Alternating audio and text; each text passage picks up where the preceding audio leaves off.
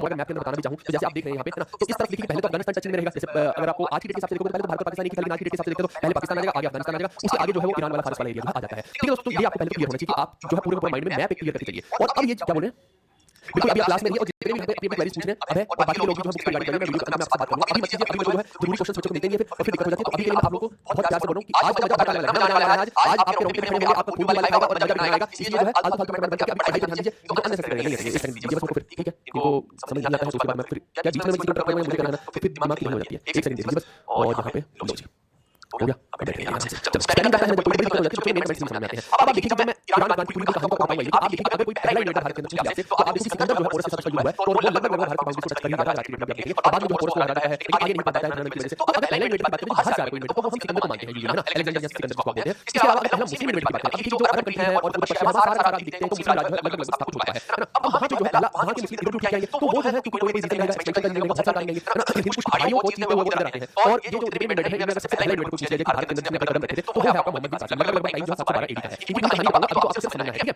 अब आप देखिए खलीफा कौन है ईरान का, जो खलीफा है कैलिफेट जिसको बोलते हैं, जो ईरान के अंदर खलीफा का पूरा चल रहा है यहाँ पे ना। तो खलीफा is something central power, centre में बैठा एक व्यक्ति। जैसे आज मैं अगर आपको समझाना चाहूं तो हमारे पीएम है, पीएम सेंटर में बैठे हैं, वो सबसे ज्यादा पावरफुल है। उसके बाद जो स्टेट के बहुत सारे सीएम जुड़े हुए हैं, तो जितने स्टेट के सीएम होंगे इस टाइम के हिसाब से आपको गवर्नर समझिए, स्टेट गवर्नर इसको एक बीच में सेंटर पावर रहेगी। तो ऐसे खलीफा का जो रूप था उसने पूरे ईरान और बीच में जितना भी एरिया कब्जा कर रखा था। अरब इज डिफरेंट फ्रॉम ईरान, अरब अलग है, अरब से समथिंग नीचे वाला वो दुबई वाला एरिया देखिए वो अरब है, लेकिन ईरान थोड़ा अलग है। कुल मिलाकर आप देखिए ईरान के अंदर जो है खलीफा बैठा है, खलीफा का रूल है और बाकी जितने भी वो उसको गवर्नर है। ये हो गया आपको अब ये खलीफा है, खलीफा का नाम कई बार पूछ लिया जाता है। तो इसमें जो है वो है अल वालिद, अल वालिद जो है वो खलीफा है यहाँ पे अंदर, ये आपको समझना है। और यहाँ पे देखोगे इसी का ही गवर्नर है अल हजाज, ठीक है, अल हजाज। ये शब्द भी इंपॉर्टेंट है अल हजाज वाले, तो कारण ये है कि अल हजाज की जो है वो मोहम्मद बिन कासिम को जो है यहाँ पे भारत के अंदर भेजेगा। क्यों भेजेगा पूरा स्टोरी में समझाऊंगा, बट आपको ये दो लोगों का ध्यान रखना है। खलीफा को पूछेगा कैलिफेट पूछेगा ईरान में, तो जो था वो था अल वालिद। और ईरान के वाले जितने अरब मान लीजिए, ईरान मान लीजिए, सारा मुस्लिम लोग यहाँ पे बैठे हुए हैं, आपको ये समझना है। मैं इसलिए बता रहा हूँ क्योंकि वहाँ के जो मुस्लिम लोग हैं वो यहाँ आएंगे पहले भारत के अंदर जो हिंदू चल रहा है अभी, और वो जो है पूरा मुस्लिम इंस्ट्रक्शन होगा, यानी कंप्लीटली सब चीजें बदलने वाली है। सारा भारत की जो है ना, जैसे ही मुस्लिम का आएंगे तो उनका जो राज शुरू होगा। मैं किसी धर्म को पर्टिकुलरली पॉइंट कर रहा हूँ, किसी धर्म को मैं आपको बता रहा हूँ कि वो अलग सेपरेट हुए हैं। यहाँ हिंदू राज चल रहा है, मुस्लिम राज नहीं है। अब वो जो है मुस्लिम राज करना पड़ेगा, कैसे स्प्रेड होगा भारत में वो हमें देखना है ना। तो कुल मिलाकर बात ये है कि अल हजाज का कहता है अपने चमचे को, है ना, चमचा बनाता है मोहम्मद बिन कासिम, उसको भेजता है। अब उसके पीछे सिनेरियो समझते क्या है। आप देखिए ये है श्रीलंका यहाँ पे, और श्रीलंका जो मौके का देश है। अब दिक्कत क्या होती है कि ईरान वाले लोग जो है ना, इन्होंने श्रीलंका पर जो है एक ट्रीटी साइन कर रखी है, भैया हम आपका आक्रमण करेंगे या फिर आप करो मौके का हाथ जो यहाँ पे भेज दिया करो। अब ये श्रीलंका पानी का एरिया तो मोतिया सिटी एरिया आप समझते हैं ना, बहुत सारे ऐसे जो वो एक टैक्स के रूप में चले रहे हैं। बट मुद्दे की बात ये है कि एक बार क्या होता है कि जहाज जो होता है जा रहा है पानी के रास्ते से, अब जिस रास्ते में लूट लिया पायरेट्स के बैठे थे जिस रास्ते में ना, तो उन्होंने लूट लिया। अब इसका दिक्कत क्या होती है कि भैया वो जहाज यहाँ पे पहुंच नहीं पा रहे हैं अंदर, उधर अल हजाज तमाम आ गया, भैया ये जहाज है क्योंकि उसके बंदे ने बताया कि यहाँ पे एक सिंध के अंदर राजा बैठा था, है ना। सिंध आज की डेट में अगर आप माने तो पहले पाकिस्तान के अंदर था। जैसे मैं एग्जैक्ट भारत में आपको दिखाने की कोशिश करूं तो यहाँ पे देखिए लगभग सिंध हो गया, उधर मुल्तान हो गया, इस सारे एरिया पहले पाकिस्तान चला गया। तो मिला के बात ये है कि ईरान वालों को बोला गया कि बात ऐसे है कि यहाँ पे जो है जिसमें सिंध का राजा राजा ताहिर, इसके बंदों ने जो है जहाज लिया है। अब यहाँ पे हो गया फसल, है ना। तो ये भाई साहब ईरान वाले जो है उनको तकलीफ भेजने के लिए ऐसा है कि आप जो है हमें एक और जहाज होगा कहीं से अरेंज कर दीजिए, हम आपके लिए अब देखो जैसे बोला जाता है कि ईरान वालों ने ये जो जहाज के कैरिबियन वाले वाले थे उनको मार्केट कर ले लिया जैसे, बट स्टिल जो है इनके ऊपर डांड किया जाता है कि राजा दाहिर के ऊपर किया आप जो है हमें इतना सारा पैसा दीजिए, नहीं तो फिर आप तैयार रहिए। राजा दाहिर सोचते हैं भैया हम फिर रहे हैं ना ये पूरा यहाँ पे, तो ये जो है फिर आपको जो खाना खा लीजिए, हम तो नहीं वाले, है ना, हम नहीं देंगे कुछ भी। अब यहाँ पे आप देखिए ईरान के लोग हैं, ये ईरान उस टाइम पे अलग लेवल की है और ये बहुत ज्यादा लगा के लोग हैं, ये आपको समझना है। और ये जो डील कर रहे हैं गुलामों के साथ डील कर रहे हैं, यानी यहाँ पे जिसके बाद जितने ज्यादा गुलाम है वो उतना ही शक्तिशाली है, उतना ही आप जैसे अमेरिका वगैरह में देखते हो वहाँ जिसके बाद कहते हैं वो ज्यादा मानने वाले हैं, यहाँ पे गुलाम है वैसा हाल, भैया जिसके बाद गुलाम ये बहुत पावरफुल है, किसी का नहीं चलेगा। अब यहाँ पे ये जो लड़ाई है ना, उन्होंने बोला कि भैया मोहम्मद बिन कासिम ऐसा करो कि मान नहीं रहे हैं, पहुंच जाओ वहाँ पे माउंटेन क्रॉस करो और इनको ठोक देना जाके। अब मोहम्मद बिन कासिम जो है वो वहाँ से निकल गया, ये इस तरह से जमाई भी है ना, यानी अल हजाज की जो लड़की है उसका पति है, यानी दमाद भाई, ये आपको समझना है। क्या बोल रहे हैं? अभी आप लोग पहले पढ़ाई पे ध्यान दीजिए, लेकिन कमेंट में बाद में रिप्लाई करूंगा, पढ़ाई पे ध्यान दीजिए, फोकस करो, पूरा फ्लो खराब होगा, आप इधर ध्यान दीजिए, बहुत बढ़िया तरीके से मैं प्रेजेंट कर दूं, बाद में तुम्हारी सुनने वाला सारी चीजें सब समझ आना लोगों के अंदर। नहीं अभी सुनो हमारी बात, ऐसा नहीं होता है। अब आप देखिए पूरा जितना जो है यहाँ से जो है लड़ाई झगड़ा होता है। अब उनको लगा कि वालों को भैया पहले चार होगा, भारत में ऐसा था, पहले देखिए ये सुलह करते हैं, चार करते हैं, नई बात आती है तो फिर जो है डिसाइड हो जाएगा कि इस दिन जो है यहाँ मैदान के अंदर यहाँ लड़का माना जाएगा और आपस में मिलेंगे, फिर जो जीतेगा दो हाथ करके इस तरीके से बहुत अच्छी बात है। लेकिन यहाँ पे जो ईरान वाले लोग भारत में आक्रमण करते हैं तो उसमें कहते हैं तो वो इस तरीके नहीं करते, लगाओ कि ऐसा नहीं है। इन लोगों ने आक्रमण किया है, वो क्या है सीधा डायरेक्ट अटैक गोलीबार करते हैं। और यहाँ पर बाद में हम देखेंगे कि हमारे पाइप बनेगा वो भी सीधा जाकर गोलीबार करते हैं और भारत में पहले यूज नहीं होता, शिवाजी ने बाद में यूज किया है ना। तो कुल मिला के बात ये गोलीबार पद्धति में होता क्या है कि डायरेक्टली इराक के अंदर में अटैक कर दीजिए आप, और या फिर दूसरी चीज रहती है कि आप अटैक करने के बाद छुप जाइए और छुप जाओगे तो जब दुश्मन सामने दिखेगा तो राजा को मारेगा कैसे दूसरा वाला, है ना। यानी कि आपको गायब होना है, बेसिकली मार के कहीं भी आपको छुप जाना है। अब जंगल में तो आप जंगल में पेड़ चढ़ जाओगे, कोई जमीन में घुस जाएगा क्योंकि आपको उस एरिया का पता है। तो इस तरीके से यहाँ पे अटैक होता है, जितने भी बच्चे हुए और सब यहाँ पे लौटा दिए जाते हैं और राजा दाहिर को भी यहाँ पे हरा दिया जाता है। तो कुल मिला के यहाँ अरब वाले लोग जो सिंध को अपना जो पार्ट बना लेते हैं, कुल मिला के हमने देखा कि जो हमारा अनडिवाइडेड एरिया है वहाँ का जो सिंध भाग है वो जो है एक तरह से मुस्लिम इन्वेडर्स या फिर उन लोगों के हाथ में पड़ जाता है, ईरान वालों के हाथ में पड़ जाता है, ये आप इसको समझ सकते हैं, ठीक है।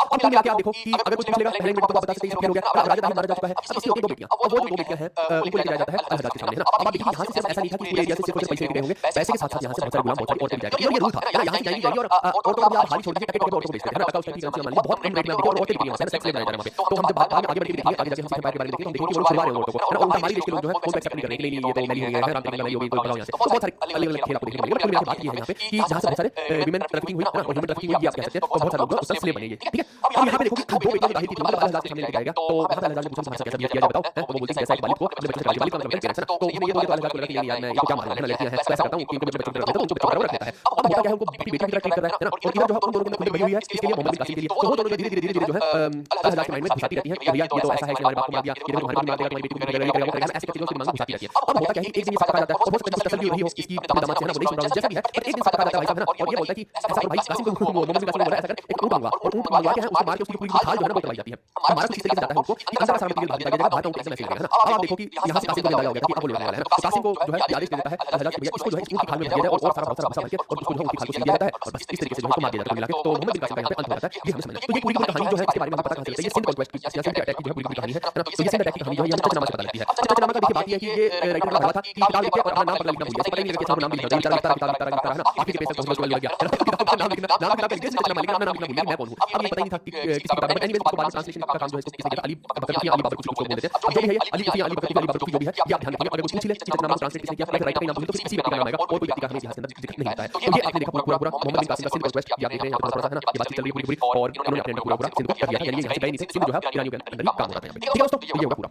अब देखिए जब भी भारत के अंदर अटैक हुए हैं, आपको एक नई चीजें बताता हूं, यहाँ पे मजेदार चीजें रहेंगी आप लोगों के लिए। आप देखिए जब भी भारत के अंदर अटैक हुए हैं, अटैक के 3 दरवाजे थे भारत के अंदर, ठीक है। यूजुअली क्या है, आप देखिए जो अटैक होंगे ना वो नॉर्थ वेस्ट फ्रंटियर से ही होंगे, नॉर्थ वेस्ट फ्रंट से ही मैक्सिमम अटैक हुए हैं जो फॉरेन इन्वेडर्स हैं। आज बात भी फॉरेन इन्वेडर्स की कर रहे हैं ना, और वो भी लड़ाई वगैरह कर रहे हैं। तो आप देखिए मैक्सिमम अटैक जो है 3 दरवाजों से होते हैं, 3 दरवाजे आप मान लीजिए। अब वो 3 दरवाजे कौन से हैं वो हम समझते हैं। पहला दरवाजा है बुरहा पास, दूसरा है खैबर पास और तीसरा है ग्वाल पास। हालांकि यहाँ पे इसको बोलन वाले को एक बोलन भी बोल सकता है ना, तो बोलन वाला हो गया, बोलन भी लिख लो यहाँ पे।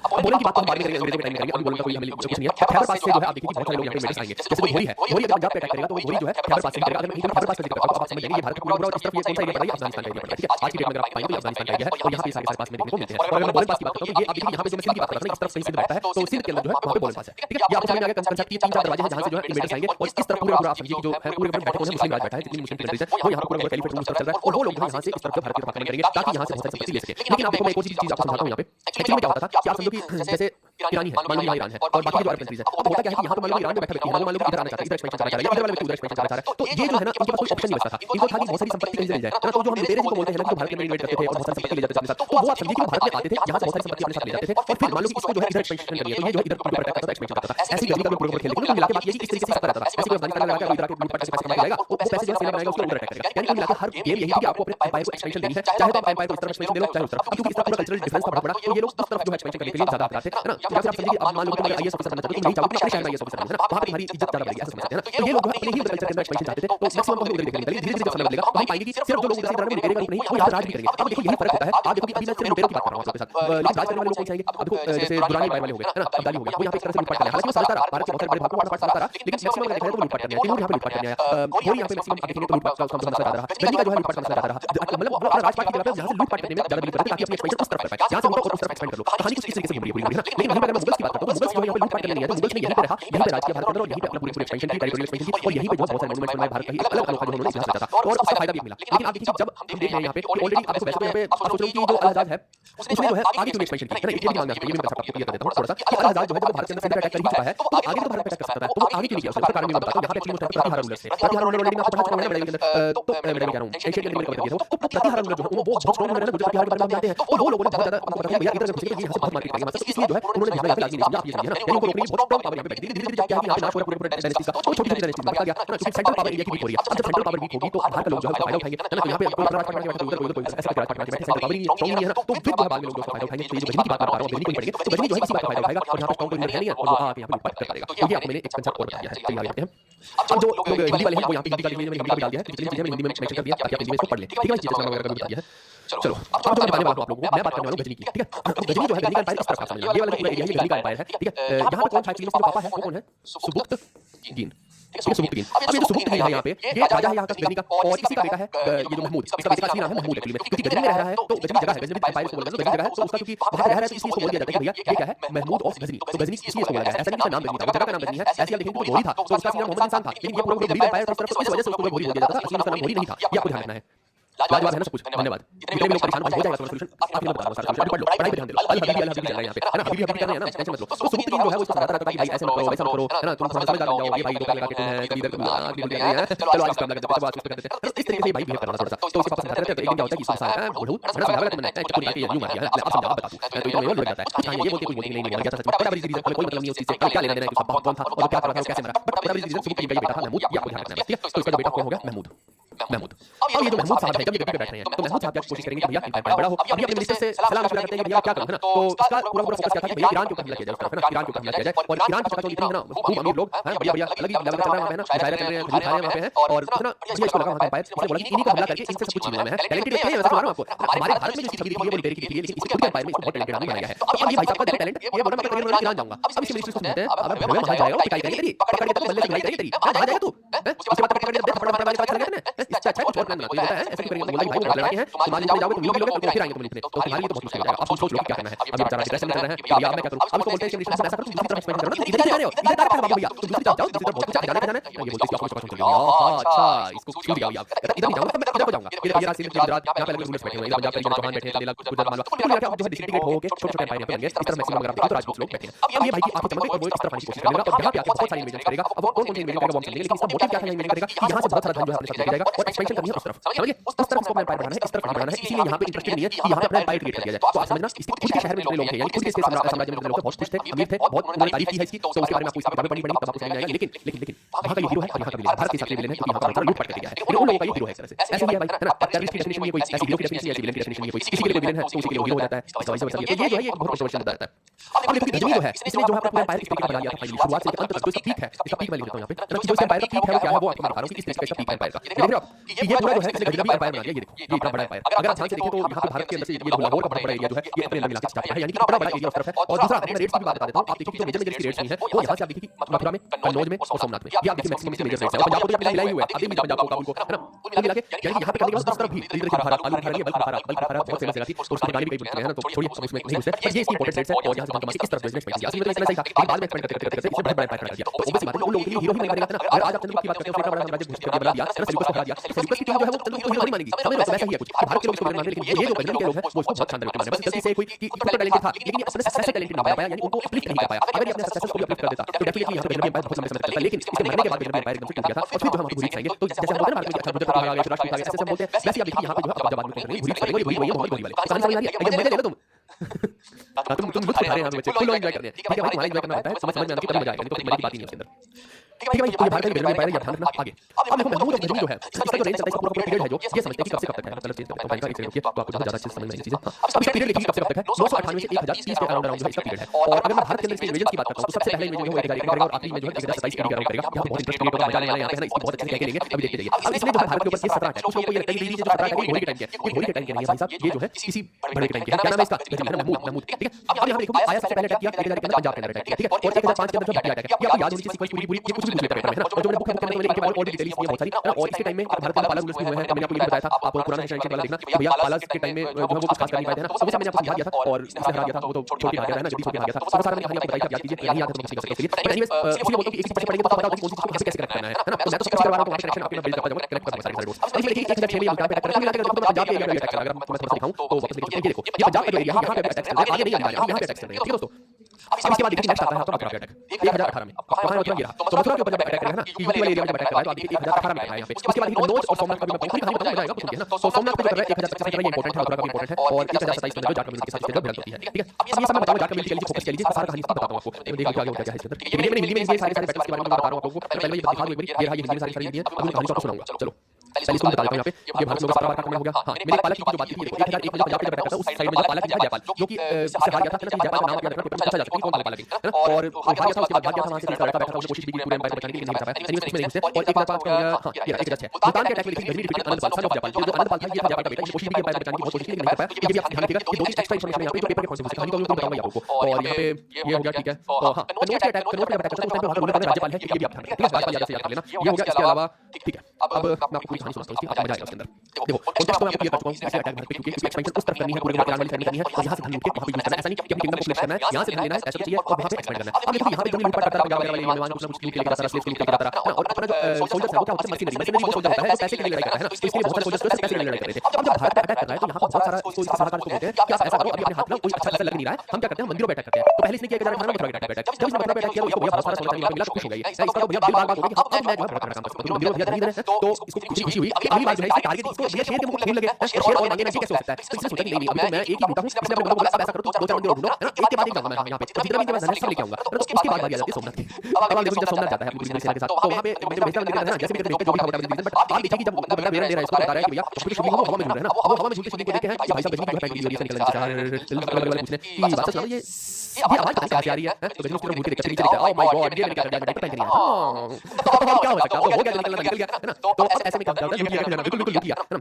ऐसे में क्या होता है कि भाई साहब सेना का बोलते हैं क्या किया जाए, ये क्या करते हैं, ये इसको वहां का कोई पंडित जो है एक बार के लिए प्लान ड्रॉप कर देते हैं, कहीं ऐसे सपने में कोई ताकत हो तो फिर बाद में इसकी जो है वो एक पंडित से सलाह विमर्श करते हैं वहां के, तो पंडित नहीं इसमें तो भैया मैग्नेट है नीचे है ना, तो आप इधर खुदाई कीजिए आपको मिल जाएगा। तो वहां खुदाई करके देखते हैं साइड से मैग्नेट होते हैं, तो वहां से जो है जैसे मैग्नेट होता है तो वो जो नीचे नीचे जाता है, तो फिर इसको जो खुशी आ रही है। अब ठीक है, अब मैं सब कुछ करता हूं, यानी ज्यादा वाले परेशानी में टेंशन वाली बात नहीं है, लेट्स इन्वेड। तो घुस जाते हैं मंदिर के अंदर ना, जो जो मिला सोना चांदी सब उठा लेते हैं। ऐसा बोला जाता है कि इतिहासकार बोलते हैं, अब बोला जाता है कहानियां हैं, कहानियों को कुछ लिख दीजिए, तो बहुत सारी अलग टाइप की कहानियां मिली, मजेदार कहानियां, रोचक कहानियां याद रही हम वही पढ़ लेते हैं ना, क्या मतलब है, क्या क्या क्या नहीं क्या मतलब याद रहनी चाहिए कहानी। तो इसकी कहानी ये है कि भैया वहां से लगभग 500 मन जो है सोना लेके जा रहा है और 1200 मन चांदी लेके जा रहा है। अब आप देखिए एक मन जो होता था, एक मन 40 किलो होते थे ना, एक मन जो 40 किलो बराबर है, तो आप समझ सकते हैं कि 500 मन सोना का कितना होगा ना, 500 मन किलो और ऐसे ही जो 1200 मन चांदी है तो उसको भी 1200 को 40 में मल्टीप्लाई करो, आपको आइडिया लगेगा कि कितने किलो सोना कितने किलो चांदी वहां से उठा ली। अब वहां पे देखिए एक काम होता है, मैंने बोला ये जो है ये इस चीज में बिलीव करता था कि कल्चर को नष्ट कर दिया जाए, तो इसने सारी सारी मूर्तियों को तोड़ दिया। यहाँ पे ये देखिए ये जितनी भी मूर्तियां थी ये सबको तोड़ने में बिलीव करता था, अच्छा ये तुम्हारा भगवान है, ये बचाएगा है, ऐसी ऐसी भगवान को तोड़ देता है। तो यही दिक्कत है क्योंकि आप देखिए गरीब घर में लिखा मूर्तियां बनानी है, अब यहाँ पे देखिए अब जो लोग आके यहाँ पे मजाक कर रहे हैं कि यही तुम्हारे भगवान है, आओ इन्हीं को फिनिश कर देते हैं, अब बताओ बचा क्यों नहीं रहे तुम्हें, है ना। तो वो जो है एक तरह से सामने वाले के दिल में आहत होगा ना कि भाई मेरे भगवान को बचा रहे थे, क्या भगवान का ये तो और ज्यादा स्वीट स्टेटमेंट होगी, भगवान बचा नहीं रहे यार, भगवान को बोलने की रक्षा करो, ये कैसा आइटम चल रहा है यहाँ, समझ नहीं आ रहा क्या है ना। उसके बाद ये भाई साहब शिवलिंग को तोड़ रहे हैं वहां पे, वो अभी जो बाद में रिस्टेब्लिश किया गया, लेकिन अभी के लिए आप समझिए इसने जो बहुत लूटपाट की, बहुत मंदिरों को लूटा, यहाँ के कल्चर को नष्ट किया, औरतों को भैया मार काट रहे हैं, उठा के सेक्स स्लेव बना के जा रहे हैं और यहाँ पे जितने कट्टे आदमी उनको उठा के स्लेव बना के जाते हैं ना, किसी को छोड़ नहीं रहे, जो घर मिलता है इसे अंदर जाते हैं, वहां घरों में भी औरतों को दबा रखा है ना, बच्चों को छुपा के सब उठा लेते हैं। उस दिन के राज हो गए, यहाँ मोदी जी ने खुला दिया, उन्होंने इसने खुला दिया ना, तो बाद में जो है पति जो अपनी फ्रस्ट्रेशन पति पे निकाल रहे हैं, मुझसे छुपा कर रखे उधर खाली ऐसी है, मैं को बताती हूं मैं कहीं निकाल लगा सकता आ गया लूट के ले गया वो सब तुम्हारा। चलो बिल्कुल बिल्कुल हाँ ये बोलते क्यों इस्लाम नहीं सिखाता, मेरे को क्या भाई इस्लाम नहीं सिखाता, नहीं सिखाता, जो इस्लाम सिखाता अगले का जो मन था किया है ना, एम्बिशियस बंदा था, जो उसका मन था किया अगले ने, तुम्हारे अंदर दम खत्म कर लो, इसके पहले दम है जाओ। और देखो यही कंफ्यूजन हो जाता है कई बार हम लोग ये सोचते हैं नहीं जो भारत के लोग हैं वो ज्यादा शक्तिशाली है, बट आपको मैं फिर एक कंफ्यूजन क्रिएट करता हूं, हमें लगता है कि हम बहुत ज्यादा शक्तिशाली है, लेकिन आप मेरे को बताओ कि बाहर का लोग जो यहाँ क्या है यहाँ के बारे में पता ही नहीं है, अगर आप यहाँ पे लूटपाट कर जाए तो शक्तिशाली वो होगा हम, ये बताओ ये हम भारतवासियों की बहुत बड़ी मिस्टेक थी कि हम एक सेंटर प्लान बना नहीं पाए, ये उनकी कमी नहीं थी जो प्लान कर रहे हैं, ये हमारे यहाँ के राजाओं की कमी थी, इन दुष्टों की कमी थी। मैंने बोला कि आज हम राजाओं को देखते हैं तो आप इनको कहीं कभी भी ये मत सोचिए कि ये बहुत ताकतवर है, ये मेरी राजा है, ये बहुत ताकतवर है, ये कर दिया वो कर दिया, सीधे करने क्या जाता है। लेकिन क्या किसी ने काम किया, एक भारत सरकार सामने बहुत बढ़िया काम किया था, उन्होंने बोला भैया पूरे एक साथ जाते हैं ना, एक सेंटर प्लान बनाते हैं और सब उसी के साथ काम करेंगे। ये खलीफा क्या कर रहा है, खलीफा का बेसिक से उनकी हुआ बाद में, लेकिन सब मान खलीफा नहीं रहे थे ना, इस तरह से मेन सेंटर को दिखा दिया था, बेसिक से ऊपर लग गया बाद में, लेकिन खाता रूल ये यहाँ पे दिया हो ही नहीं रहा, यहाँ पे सब अपने स्वार्थ के लिए लगे हैं। जैसे कोई मेरा राजा होता है सब कोई इधर से अपना सामान कोई इधर से कोई इधर से, अब देखिए मेरे प्रेसिडेंट हो रहा है, जैसे जो राजा जो है जिसने सब कंट्रोल में रखा था वो लड़ता है, बाकी सब चीजें अलग हो जाती हैं, यानी हर चीज का पर्सनल एजेंडा चल रहा है यहाँ पे, तो कहां से स्ट्रांग होता है और उसी का फायदा जो बाहर के उठाएंगे, क्यों ना उठाएंगे भाई, उठाएंगे वो। अब होता है यहाँ पे जब प्लान करके जा रहा है रास्ते में इसको घेर लेते हैं जाट, ये है इंटरेस्टिंग बात। हां अब तो कुछ लोग होगा 300-400 जाट होते हैं, वो रास्ते में इसको भाई को इतना परेशान करते हैं। यहाँ पे स्टोरी दो वजह दोनों सुना देता हूं, कुछ अच्छा लगा सुन लेना। पहला वजह ये बोला कि जाटों ने इसको बहुत दुखी किया रास्ते में, ऐसे सिखा के लोग किया करते थे, बाद में गाली किया करते थे, जब जाट इसके पीछे लग गए, जहां जहां जाता भाई ये सोचते होते जब तक यानी टेरिटरी में नहीं पहुंच गया ना, तो यानी कि इसको बहुत टॉर्चर किया और वो भी चुप कर रहे हैं तरह से मिल गई, लेकिन अल्टीमेटली इसने ठान लिया था कि इनको ना बाद में आके देखो अभी मैं अपना ढंग निकालने लगा लूं, जितना भी पहले इसमें निकालने लगा पता नहीं मिलेगा कोई। तो इसलिए एक वजह तो ये बोलते हैं कि ले गया और इसने एक्सपेक्ट कर दी। दूसरा वजह सुनिए और इंटरेस्टिंग है, आपको मजा आएगा, सुन लीजिए, आपको अच्छा लगेगा, आपको चेक कर लेना। दूसरा वजह ये बोलता है कि भैया जाटों ने इसकी अच्छी पिटाई की यहाँ पे ना, इसको देख पड़ता है ना, अब जो है ये परेशान हो गया, ये क्या हो रहा है, इसकी नहीं हो रही यहाँ पे, तो जाटों ने भैया इसका सारा सारा खजाना जो है दिया और इसको भेज दिया वापस, जो कुछ थोड़ा सा इम्प्रैक्टिकल लगता है, 400 लोग अपने राजा का खजाना तो नहीं लूट सकते, बट ठीक है इसमें का क्या दे लेंगे तुम्हें, तो खजाना जाटों ने भगवान का खजाना उसको रखे, वापस मिल गया जाके गिरा दोबारा, तो उन्होंने पानी गिरा दिया पूरे खजाने को। हालांकि ये कहानी एक एक्सेप्टेबल स्टोरी लगती नहीं है क्योंकि अल्टीमेटली वो दोहराया उधर एक्सपेंशन, बट ठीक है मान लेते हैं, लेकिन हां ये जरूर है जाटों ने जो है इसका मुकाबला जरूर किया, इसको भी जरूर किया, इसको एंड तक जो है अपनी टेरिटरी में इसको टॉर्चर करते रहे, ये था है ना, फोकस कर लीजिए जाट के लिए। अब अगली बात जब दोबारा आता है ना, अब यहाँ पे दो वर्जन है, अब आगे ये जो है जाटों से बदला लेता है और इसको परेशान करता है, तो ये हो गया है ना जो नॉर्मल वर्जन है। अब सारे वाला वर्जन लीजिए, सारे वाला वर्जन ये बोलता है कि जब ये वापस आया यहाँ पे जाटों से लड़ने के लिए, ये लोग मिलकर जाट वाला है ना, अटैक के स्टार्ट कर दिया। हालांकि इसने उनको नष्ट किया था, लेकिन दूसरा वर्जन सुना रहा हूं साले वाला, सुन लो कि इसमें क्या हुआ, जाटों ने फिर इसकी सुताई की पकड़ पकड़ गुस्से मार रहे हैं इसको। अब ये जो है इसने देखा कि भारत के लोग जो है बिहत्तर को शस्त्र उठाएंगे नहीं अपने शस्त्र फेंक देता है, इनके आगे अपना पोस्टर हो जाता है। अब जो जाट है वो बोलते हैं कि भैया ऐसा तो नहीं जानते कि वही था उद्देश्य कर लिया जाता है, तेजी से जाते हैं तो उनको जो है वो क्या करते हैं पकड़ के इसके जो है पैरों पैरों की कैंची मारते हैं और जितनी हड्डियां हैं पैरों को तोड़ते हैं और उसके बाद 20 से बिठाते हैं। उसके बाद अब जाओ वहां से है ना। अब ये वहां से वापस चले गए नीचे के ऊपर, वापस जाके लगभग देखिए 1030 के आसपास ये भाई साहब जो जाता है उसके बाद वापस आ नहीं पाता। दूसरा वजह ये है कोई बोलता है मलेरिया से मर गया, कोई बोलता है टीबी से मर गया, मर गया बस इतना पता मैंने और कुछ ना पता। कुल मिला के एक बड़ा कब है 1030 से मर गया, बहुत कम हो गया बस। ठीक है मौज है ना मौज।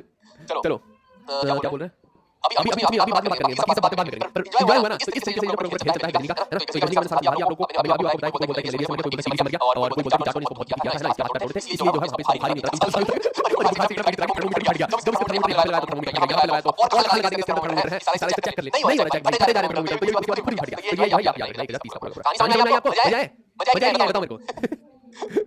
तो गजनी में लगभग गए जाटों ने इसकी इतनी मारी थी जिसने दम तोड़ दिया भाई अलग ही लेवल चल रहा है, अलग लेवल लोग पॉइंट दे रहे हैं। जाटों ने ये किया इसीलिए दम तोड़ दिया। हमें पता है जाटों ने इसके क्या होगा। चलो आगे देखो लगाओ काम।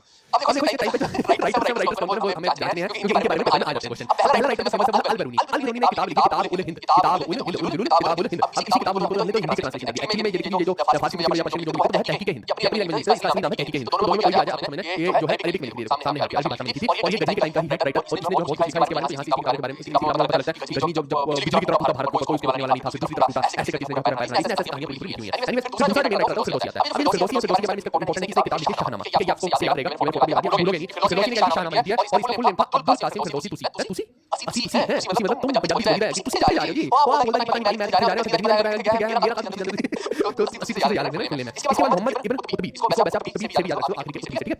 अब इसने जो किताब अल यामीनी लिखी है ये ध्यान रखना किताब अल यामीनी है अरबी भाषा में लिखी है, ये किताब अल हिंद है या तहकीक हिंद है तो ये किताब अल यामीनी है। सो डोंट गेट कंफ्यूज्ड कि किसने क्या किताब उल्टा उल्टा मत कर देना। उसके बाद आखिरी में जो है लास्ट में वो है सिस्तेनी फारूकी सिस्तेनी। अब इसने क्या लिखा आपको नहीं जानना है बट ये मेजर है कि आपको ध्यान रखना है, ठीक है भाई। और इस तरीके से जो पूरे ऑपरेशन तैयार हो जाता है डिसइंटीग्रेट है ना। डिसइंटीग्रेट हो गया है अब कोई है नहीं संभालने वाला तो जायला के लिए के लिए भगा देंगे यहां पे। अच्छा ये मेरे को ये किताब हमारे जायला के लिए लोग आ रहे हैं लेकिन यहां पे देखिए एक जो बहुत मेजर निकल के आएगा एक व्यक्ति वो आएगा मोहम्मद गोरी का जो एक और नाम मैं लिख देता हूं यहां पे। इसका एक और नाम है मोहम्मद बिन सांग, ठीक है। अगर पेपर में पूछ ले इसका असली नाम क्या था तो इसका नाम सांग था। मैं यहाँ पे मैप भी देखता हूँ, मैप में रखा गया आप देखिए जो गोरी का मैप है ये देखो ये भी छोटा एम्परर रहा है, ये बड़ा एम्परर रहा है, इसने भी काफी कुछ जो है अपने अंडर कर लिया था। देखो गजनी का जो मैप है गजनी की जगह है ना और ये कहां पे 50-50 में है पूरा अफगानिस्तान का हम देख रहे हैं। यानी अफगान जो बार-बार भारत पर अपनी मुंह को जो खून लगा है बार-बार फॉरेन इन्वेस्टर भारत पर हमला करेंगे और यहां से लूटपाट करेंगे और ये जो है आप देखिए अगला के टारगेट होता है वो होता है वही जो पंजाब से कहां से आता है कुछ लेते हैं खैबर पास जो आता है यहां से पंजाब में आता है। अगर कोई पूछे तो तुरंत पेपर में उत्तर मत करना खैबर पास, पंजाब को जो रास्ता खैबर पास है जरा रणजीत सिंह जब आएंगे तो वो मैं आपको वहां पे भी बताऊंगा खैबर पास के बारे में है ना। इस पास खैबर पास बोलन पास कहीं इस तरफ पड़ता है उसमें है ना जो है सिंध वगैरह वाली साइड में अपनी मुल्तान वाली साइड में तो अंग्रेज जो है उनको महाराजा रणजीत सिंह बोलते हैं इधर से जाओ तो इधर से जाओ और इधर से इतने सारे अंग्रेज जाते हैं 15-20 हजार मजे के लिए और एक बंदा लौटता है वापस सब मारे जाते हैं क्योंकि ये बहुत खतरनाक रास्ता है इसका। तो वो मैं बाद में जब फाइट के बारे में बताऊंगा वो कहानी अभी के लिए वहां पे रख लेते हैं, ठीक है दोस्तों।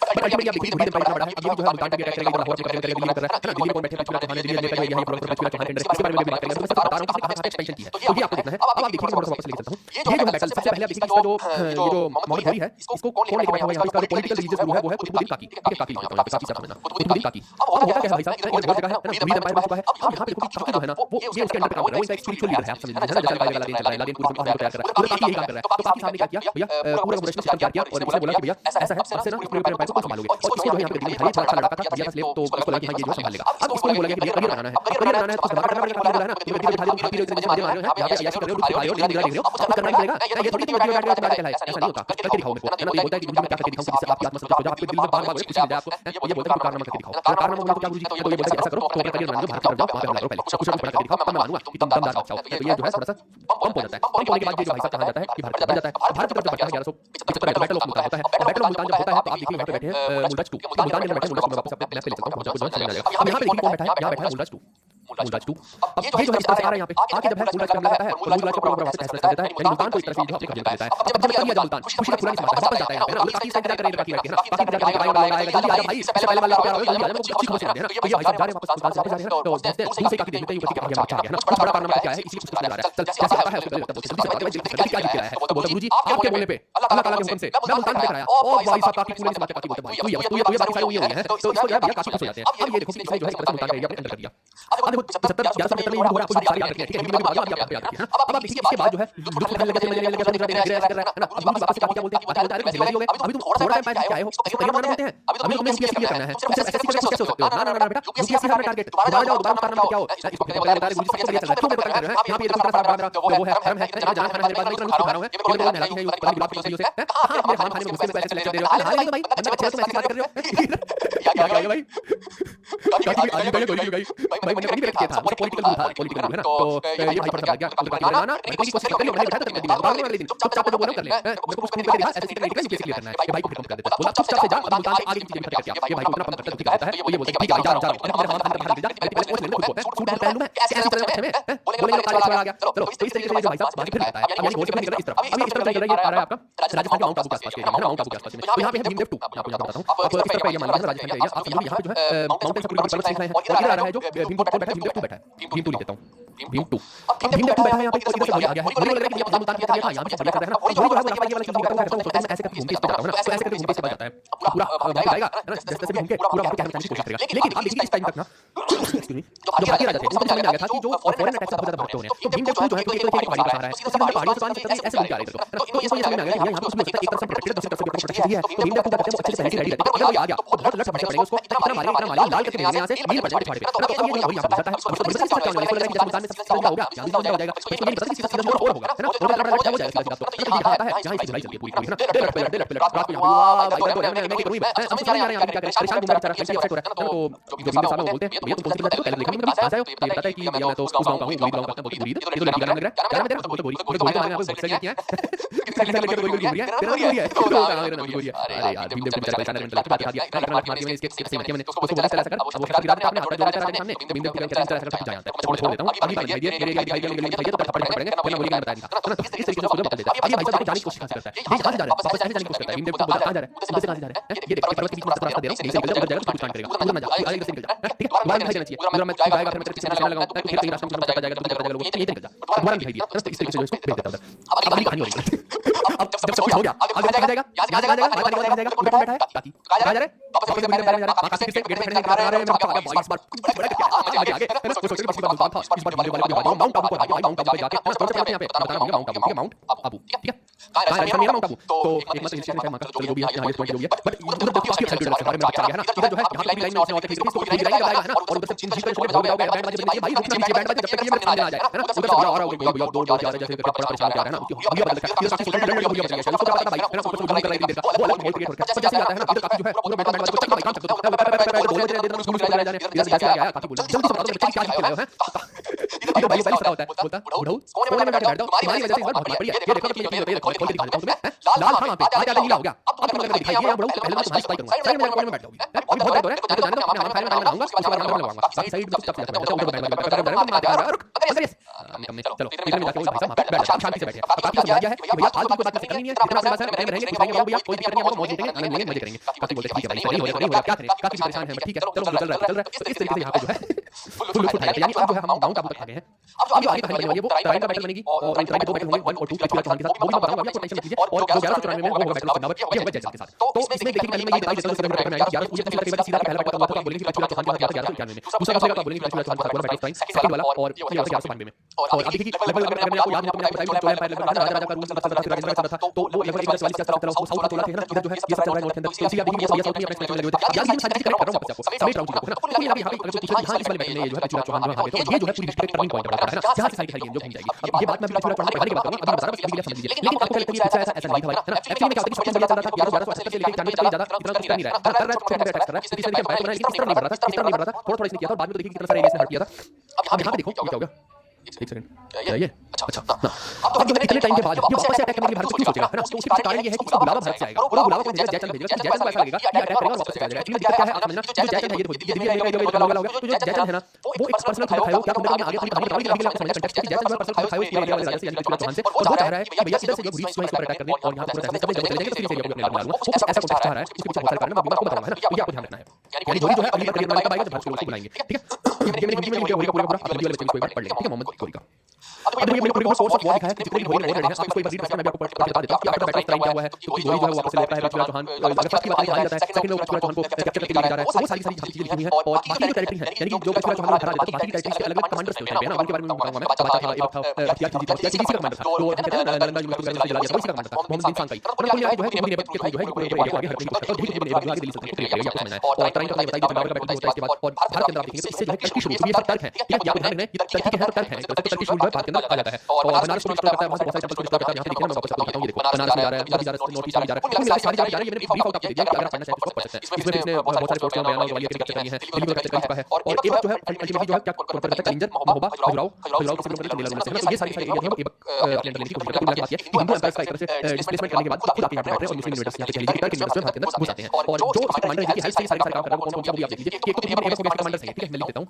कमांडर्स ऑफ मोहम्मद बिन सांग, मोहम्मद बिन सांग या फिर कहीं की घोरी, एक ही बात है। अब इसके कमांडर से कुतुबुद्दीन ऐबक सबसे मेन कमांडर, इसके बारे में याद रखना है। ताज अल-दीन यिल्दिज, दूसरा है बहादुर कुतुबुद्दीन, फिर नासिरुद्दीन का बच्चा, ये एक इंपॉर्टेंट कमांडर है, नासिरुद्दीन का बच्चा याद रखना। और एक है मोहम्मद बख्तियार खिलजी, एक बख्तियार खिलजी का याद रखना। बख्तियार खिलजी का बच्चा और कुतुबुद्दीन ऐबक, तीन का नाम आपको याद रखना है, बाकी का जो अच्छा लगे रखो। तुगरील है, सिला अपने नाम याद कर सकते हो, तुगरील और वो है यिल्दिज। अब आप देखिए कहानी ये है भाई साहब कि जो ये पूरे कमांडर्स हैं, इनमें से एक ये जो है बख्तियार खिलजी, बख्तियार काकी नहीं खिलजी, ये तो नालंदा यूनिवर्सिटी चला रहा है, ये बनने वाला है, ठीक है, यानी ये भी यहाँ पे भारत के अंदर कैप्चर करना बहुत सारी चीजें। कुतुबुद्दीन ऐबक तो पूरा आखिर तक नॉर्थ ईस्ट तक इसको लेके जा रहा है। तो इनके बारे में आपको आइडिया होगा कि कमांडर्स कौन कौन से हैं। इसके अलावा मैंने यहाँ पे बहुत सारे और भी कॉन्क्वेस्ट लिखे हैं, जैसे कॉन्क्वेस्ट गुजरात, बुंदेलखंड, बंगाल, बिहार, सारे एरिया कैप्चर कर रहा था। 1195 से 1202 एडी के बीच में सारे एरिया से कैप्चर किया। अब जो कुतुबुद्दीन ऐबक है वो डिफीटेड बाय भीमा टू, है ना। तो ये जो भीमा टू की मैं बात अभी आपको कर रहा हूं, भीमा टू सोलंकी राजा, सोलंकी किंग है, ये आपको ध्यान रखना है, ठीक है। और इसके अलावा ये जो है चंदेला राजपूत को बुंदेलखंड के आपको हराते हैं, मैं ऑलरेडी आपको बता चुका हूं। फिर बख्तियार खिलजी जो है वो गोरी का जनरल है, ये बंगाल में जा रहा है, बंगाल में जाएगा तो वहां पे बंगाल बिहार का एरिया जा रहा है, तो वहां नालंदा यूनिवर्सिटी चला रहा है, वहां का प्रोफेसर यूनिवर्सिटी बोल रहा है, ये सारी काम कर रहा है, ठीक है। और क्या है, ठीक है, खिलजी वाला क्वांटिटी चलो वो तो बात की बात है, ठीक है। कुल मिलाकर ये हो गया आपका, ये ध्यान रखना। आगे बढ़ते हैं हम। अब रिपोर्ट ऑफ फोकस की मैं बात कर रहा हूं, तो ये रिपोर्ट ऑफ फोकस मैंने आपको बोला था जाट कम्युनिटी वाले जो है ना, तो वो बार-बार विद्रोह कर रहे थे। तो ये रिपोर्ट ऑफ फोकस के बारे में मैंने लिख दिया है, अगर आप पढ़ना चाहें तो, कि ऐसा बोला जाता है 1205 में घोरी जो है वापस से भारत में आया था। अब आप बड़ा कंफ्यूज हो जाएंगे यहाँ पे, क्योंकि यहाँ पे एक बहुत बड़ा कंफ्यूजन ये हो रहा है कि जब तराइन का बैटल हो गया था 1192 में, और पृथ्वीराज चौहान को अपने साथ ले गया था। कहानी कुछ ये बोलती है कि पृथ्वीराज चौहान ने जो है उसके जो है तीर मार के शब्द लोरी बांध दिया थी, तीर मार के मार दिया था। तो फिर ऐसा क्यों हुआ भैया कि 1205 में घोरी वापस आई? कोई घोरी टू नहीं, वही घोरी था। एक्चुअली में ये सब कहानियां किसी हैं, आप नंबर की नॉवल पढ़ रहे हैं इसलिए आप ये कहानी बोल रहे हैं, लेकिन रियल में ये कहानी नहीं है। मतलब 3-4 वर्जन है पृथ्वीराज चौहान की कहानी के। एक वर्जन उनमें से ये होता है ना कि वो अष्टमी ब्रह्मांड है ना, मच्छर चौहान बोला जो है, तो वो सिर्फ एक वर्जन की कहानी है। आप बाकी के वर्जन पृथ्वीराज रासो मत देखिए, पृथ्वीराज विजय भी देखिए, बहुत सारी हैं 4 वर्जन, बाकी में ऐसा नहीं देखने मिलता है। तो ऐसा है कि घोरी जो है पूरी बात में है, यहाँ फोकस ने बीच रास्ते में मार दिया, जैसा भी कारण बनता है। लेकिन ये आप समझिए कि कई बार ये फोकस में आ रहा है और कुछ लोग बोलते हैं कि फोकस को मार दिया और आईडी में। अब जो भी रीजन रहा है, पृथ्वीराज चौहान ने मारा है, फोकस ने मारा है, जिसने मारा है, लेकिन रियल में यूपीएससी वालों को पढ़ाया जाता है कि 1205 में जो है फोकस हो रहा है और 1206 में जो वापस गजनी का होता है, गजनी का एजेंसी के पास घोरी था ना, तो फोकस ने रास्ते में मार दिया। कहा हमारा हमने डिस्ट्रिक्ट में मारा था, जो कि कहां पे झेलम नदी के किनारे पे है। और पूरा संक्रांत में झेलम नदी फॉरेस्ट के अंदर किया ना, याद कीजिए, आपको करेक्ट करना राजाओं से, है ना। और ये अगर झेलम नदी बांग्लादेश में पाकिस्तान हो गया। कुल मिलाकर ये सारा है फोकस के बारे में, जहां जाट कह लीजिए या फोकस कह लीजिए, एक बात है। इस कहानी पे आप वापस से कनेक्ट करूंगा मैं, घोरी को जो वापस से कनेक्ट इसलिए करूंगा कि पृथ्वीराज चौहान की कहानी बाकी है। तो आइए पृथ्वीराज चौहान के बारे में हम जानते हैं कि क्या क्या चीज है ये। आप देखो कि पृथ्वीराज चौहान का जो रियल नाम है ये है पृथ्वीराज 3 या फिर इनको राय पिथौरा के नाम से भी जाना जाता है। तो ये दोनों ही नाम आपको बताने चाहिए। डायनेस्टी को पृथ्वीराज चौहान की चाहमाना डायनेस्टी है, ठीक है, चाहमाना डायनेस्टी। और फादर जो है इनके सोमेश्वर चौहान और मदर है कर्पूरी। सोमेश्वर चौहान के पापा जी और कर्पूरी इनकी मम्मी जी है, ये आपको ध्यान रखना है। अक्षय कुमार की मूवी आई थी पृथ्वीराज चौहान, कुछ इंसिडेंट आपने इसमें भी देखे होंगे, मूवी तो कुछ खास थी नहीं, बड़ा ठंडा था ये आदमी, ये आदमी लग नहीं रहा था पृथ्वीराज चौहान, मेरे को ये वही लग रहा था बाबू भैया वाला, है ना। और बाबू भैया ये लग रहा था उसमें भी, इसको इतने बढ़िया कैरेक्टर हमारे यहाँ पे, है ना। उनको ये लगता है कि साथ में क्या लेने की जरूरत है पृथ्वीराज चौहान की, ठंडी एक्टिंग की है, मजा नहीं आया पृथ्वीराज चौहान मूवी को देख के। बताइए क्या कर सकते हैं, जो डायरेक्टर का दिमाग चला, मुझे लगता है ज्यादा एक्स्ट्रा इंटेलिजेंट डायरेक्टर था, जो उनको ले लिया और छोटे छोटे बाल कट के बाल बड़े बड़े करो, बढ़िया राजेश टोपस को ले लेते इससे अच्छा तो यार, है ना, कितनी बढ़िया एक्टिंग थी उसकी। क्या हो गया? अरे भाई बस करो यार, क्या धोखा हो गया इसके साथ? हो जाएगा, सब आ जाएगा भाई तुम्हारे पास, कोई धोखा ना है तुम्हारा, है ना। ये अलग ही धोखे में चलने, पता नहीं कोई लड़की को धोखा देने के लिए कुछ ना है धोखा, हैं। शांत रखो अपने माइंड को, एंड में सब बात करते हैं तुम्हारे साथ भी, है ना। तुम्हारी जो प्रॉब्लम है तुम्हारी नई इंजेक्शन रखना बड़ा सारा, जिसको जो दिक्कत है वही छुपा लो, है ना।